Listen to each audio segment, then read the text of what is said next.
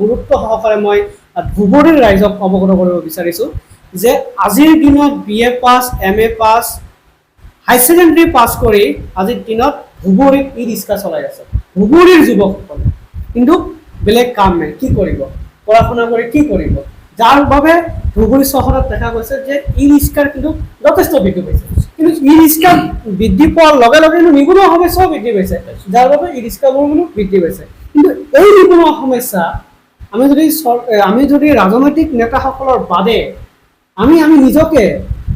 আমাৰ সচেতন নহ'লে আমি যদি একগোট হৈ বা প্ৰাইভেট ছেক্টৰটোক লৈ যদি আমি নিবনুৱা সমস্যা কেনেদৰে আমি সমাধান কৰিব পাৰোঁ নিশ্চয় মই এই সংখ্যাটোত আহি আছোঁ এটা সময়ত কিন্তু আমি চাইছিলোঁ নিবনুৱা ল'ৰা ছোৱালী PCO দিয়া আৰম্ভ কৰিছিল একেবাৰে 10টা PCO এটা গাঁৱত হ'ল তাৰপিছত 100টা হ'ল 1000 হ'ল এটা সময় আহি গ'ল PCO নচলা হৈ